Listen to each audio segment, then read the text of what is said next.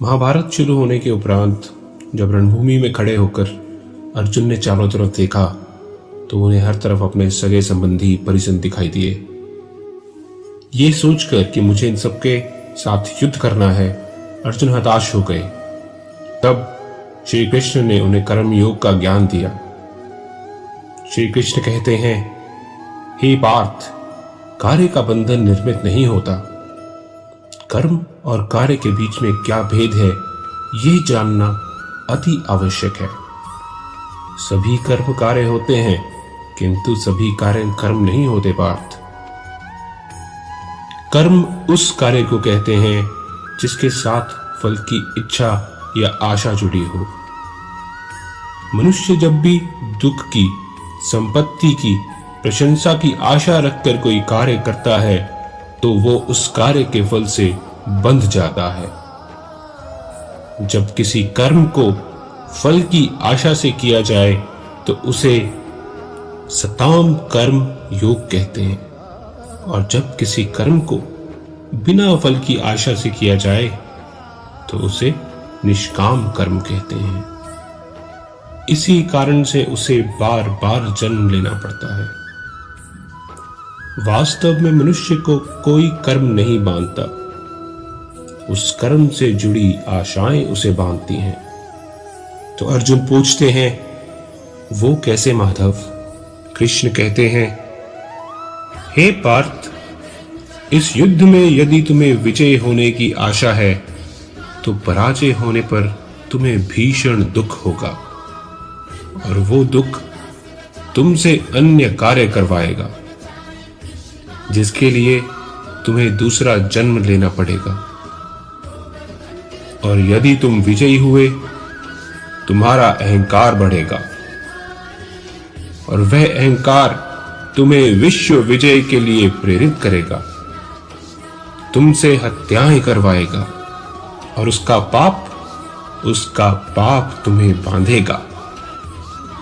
विचार करो, यदि तुम्हें इस युद्ध में ना विजय का मोह और ना ही पराजय का भय हो तो इस युद्ध के अंत में तुम्हें सुख प्राप्त होगा या दुख प्राप्त होगा? तो अर्जुन कहते हैं, ना सुख माधव और ना ही दुख। कृष्ण कहते हैं, अर्थात तुम्हारा ये सुख, दुख, आशा, निराशा, अहंकार युद्ध के कारण नहीं है। युद्ध के परिणाम से जो तुमने आशाएं बांधी हैं उसके कारण है। क्या ये सत्य नहीं है पार्थ? सुख दुखे समे कृत्वा लाभालाभौ जया जयौ ततो युद्धाय युज्यस्व नैवं पापम वाप्यसि। अर्थात सुख दुख को समान मानकर लाभ हानि, जय पराजय का विचार किए बिना यदि तुम युद्ध करोगे तो तुम पाप के भागी नहीं बनोगे। इसी को कर्म योग कहते हैं। जो सांख्य का ज्ञान प्राप्त कर लेता है वो ये जान लेता है कि वो शरीर नहीं, केवल एक आत्मा है। शरीर के भोग और अनुभव तो केवल मृत्यु तक है, अर्थात वास्तविक नहीं है, केवल माया है। उसके लिए कर्मयोगी बनना सरल हो जाता है। इस पर अर्जुन प्रश्न करते हैं, हे माधव, यदि कार्य से बंधन निश्चित है तो संसार का त्याग करके संन्यास लेना उचित नहीं? कृष्ण मुस्कुराकर कहते हैं, इसी विचार का परिणाम है कि आज ये युद्ध हो रहा है पार्थ।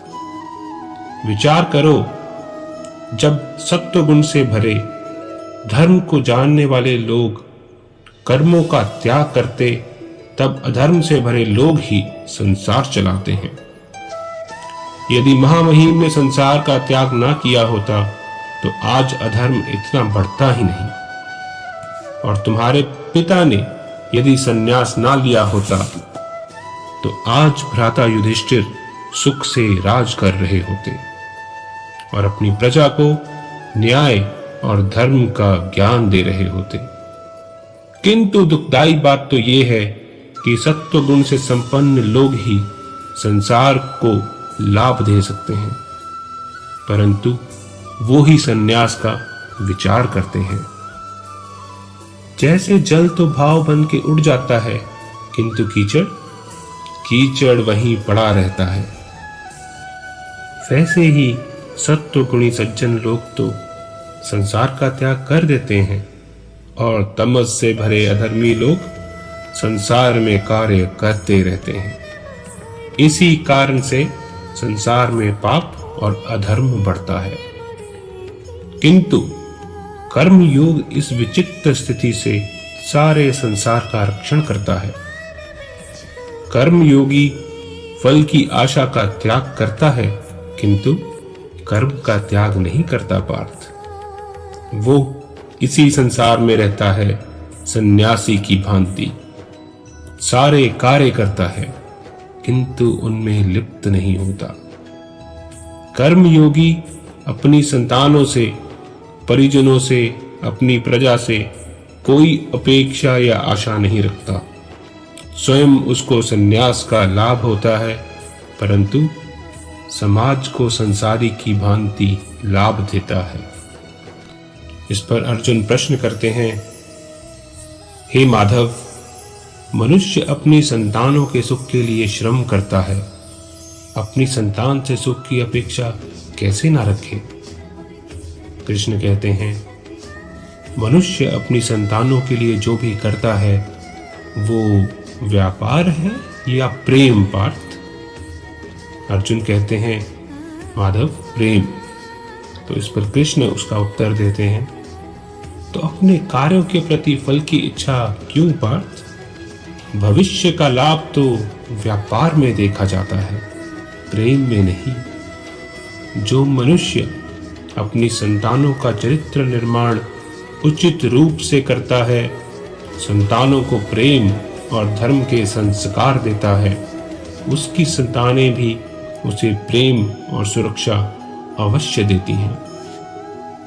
संतानों के कर्म, स्वजनों के व्यवहार उनके कर्म है पार्थ, और जब उनके कर्मों पर हमारा कोई अधिकार नहीं होता तो उनसे आशाएं और अपेक्षाएं रखने का क्या प्रयोजन? यदि गहन विचार करोगे तो शीघ्र ही ये जान लोगे कि जीवन में ऐसा कोई कार्य नहीं जिसके साथ आशाएं या अपेक्षाएं जोड़ना अनिवार्य हो। जब सृष्टि ही परमात्मा है और मनुष्य स्वयं परमात्मा का अंश है, तो सारे कार्य परमात्मा ही करते हैं। मनुष्य तो स्वयं कुछ नहीं करता, और यही कर्म योग का मूल सिद्धांत है पार्थ।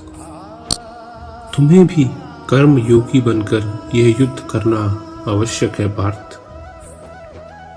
3 गुणों का त्याग करके निर्गुण बन जाओ, इस द्वंद्व से मुक्त हो जाओ। सदा सत्व अर्थात परमात्मा में बुद्धि लगाकर कर्तव्य का वहन करते रहो। कुछ प्राप्त करने की इच्छा और प्राप्त किए का रक्षण करने का विचार त्याग दो और अपनी आत्मा को स्वतंत्र करो। तुम्हारा अधिकार तो केवल कर्म करने का है, फल तो ईश्वर के हाथ में है। इसलिए ना कर्म से भागना उचित है और ना ही कर्म की फल की इच्छा रखना उचित है। इस पर अर्जुन पूछते हैं, तो फल का त्याग करें, कर्म का नहीं, ऐसे कर्मयोगी को कैसे जाना जाता है माधव? जिस पर कृष्ण उत्तर देते हैं, जो स्वाद से छूटने के लिए भोजन का ही त्याग कर देता है, वास्तव में उसके मन से स्वाद की लालसा कभी जाती ही नहीं। उसे दोहरी हानि हो जाती है। एक तो वो निर्बल हो जाता है, जिसके कारण परमात्मा को पाने के लिए जो प्रयत्न अनिवार्य है उसे वो नहीं कर पाता, और दूसरा उसका मन सदा ही स्वाद की लालसा से भरा रहता है। इसलिए भोजन का त्याग करने से अच्छा है स्वाद की लालसा का ही त्याग कर दिया जाए। कर्मयोगी अपने मन की सारी लालसाओं को खींच लेता है। जीवन को कर्तव्य मानकर कार्य अवश्य करता है, किंतु उन कार्यों से जुड़ता नहीं पाता। जो व्यक्ति अपने कार्यों से आशाएं और इच्छाएं नहीं रखता, उसी के कार्य पूर्ण होते हैं।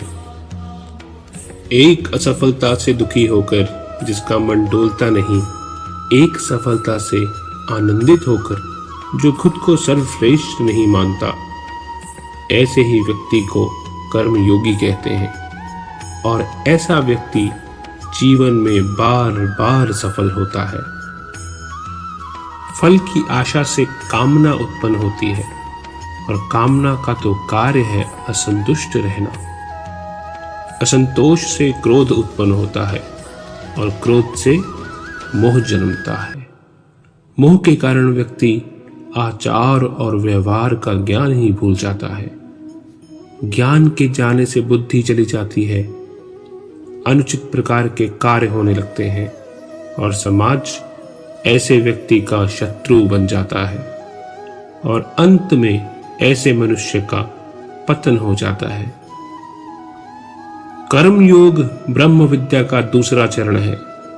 परमात्मा में अपनी बुद्धि स्थिर करो, स्वयं की आत्मा को जानो, मिथ्या बंधनों से मुक्त हो जाओ, और फल की आशा का त्याग करके केवल कर्म करते जाओ।